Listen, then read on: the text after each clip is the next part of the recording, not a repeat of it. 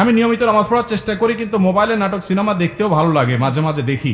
প্রশ্ন হলো, আমার নামাজ আল্লাহ তাআলা কবুল করবেন কিনা? ভাই, নামাজ হয়ে যাবে ফরজ যদি ঠিকঠাক মতো করেন, কিন্তু আপনি নামাজও পড়েন আবার নাটক সিনেমাও দেখেন, হারাম জিনিসও দেখেন, এর মানে হলো আপনার নামাজটা ঠিক মতো হচ্ছে না। নামাজ যদি খুব ভালোভাবে হয় তাহলে অন্যায় অশ্লীল কাজ থেকে নামাজ আপনাকে কি করবে? বিরত রাখবে। যদিও আপনার নামাজ ত্রুটিপূর্ণ, তারপর আপনি নামাজ ধরে রাখবেন।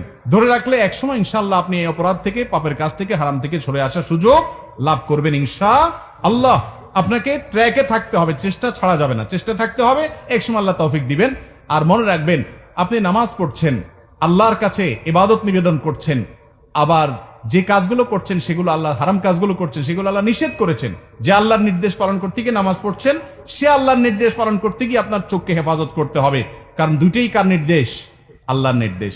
হারাম জিনিস দেখাতে সাময়িক আরাম হয়, স্থায়ী আরাম হয় না। চুলকানির মতো, যখন চুলকাবেন খুব মজা লাগবে, চুলকানি শেষ, এরপরে জ্বলবে। আর চুলকানির সময় যদি না চুলকায়, একটু ডলে ডলে চুলকানিটা থামায় দেন, তাহলে দেখবে না, জ্বলবে না। এই জন্য হারাম জিনিস দেখার জন্য মনের ভিতরে চুলকানি হয়, শয়তান উস্কায়, দেখ দেখ, দেখলে অনেক শান্তি পাবি। দেখার পরে ঠিকই অস্থিরতা লাগে, কি দেখলাম, হ্যাঁ হ্যাঁ, চলে গেল, টেলিভিশন বন্ধ হয়ে গেল, সে চলে গেল, কি দেখলাম। আপনার মনের ভিতরে অস্থিরতা আরো বাড়ে, কখনো মনের প্রশান্তি আনে না, এগুলো মানুষকে অশান্তি করে। আজকে যুবকরা ডিপ্রেশনে ভুগছেন। কেন ডিপ্রেশনে ভুগছেন? ভোগের যত আইটেম আছে দুনিয়ার, সবই তো আপনার হাতের না গেলে। কেন ডিপ্রেশনে ভুগছেন? কেন আত্মহত্যার প্রবণতা বাড়ছে? কেন মানুষ ডিপ্রেশনের কারণে দিন দিন অস্থির হচ্ছে? কেন মানসিক রোগী তরতর করে বেড়ে চলেছে? মূল কারণ হলো শান্তির ট্র্যাক থেকে সরে গেছে। শান্তি ভোগের মধ্যে নাই, শান্তি নাটক সিনেমায় বুধ হওয়ার মধ্যে নাই, শান্তি মাদকের বোতল হাতে নেওয়ার মধ্যে নাই, শান্তি জেনার মধ্যে নাই, শান্তি চোখের জেনার মধ্যে নাই, শান্তি দুনিয়াতে ভোগ আনন্দের মধ্যে নাই। শান্তি হলো আল্লাহর আনুগত্যের মধ্যে থেকে যতটুকু বৈধ ভোগ আছে ততটুকু করার মধ্যে। যে ব্যক্তি বিবাহের মাধ্যমে তার যৌন চাহিদাকে পূরণ করে এবং হালাল পথ ছাড়া হারাম পথে যায় না, আল্লাহ তাআলা তাকে শান্তি দেন।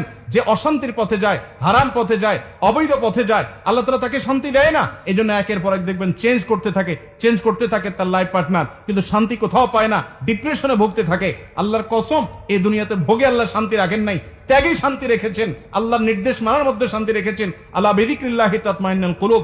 যুবকরা শান্তি পাচ্ছেন না, ডিপ্রেশনে ভুগছেন, আল্লাহর ছায়াতলে আসেন। আমি শপথ করে বলছি, আপনি কোরআন হাতে নেন, কোরআন বুঝেন, আল্লাহর সাথে কথা বলেন, নামাজে দাঁড়ান, দীর্ঘ সময় কথা বলেন, সেজদায় গিয়ে আল্লাহর সাথে কানাঘুষা করেন, ভোর রাতে উঠে দোয়া করেন। আমি শপথ করে বলছি, আপনি যে শান্তি পাচ্ছেন, পৃথিবীর কোনো মিলিয়নার, কোনো বিলিয়নার সে শান্তি পায় না, সে শান্তির ধারে কাছেও যেতে পারে না যদি আল্লাহর আনুগত্য তার মধ্যে না থাকে।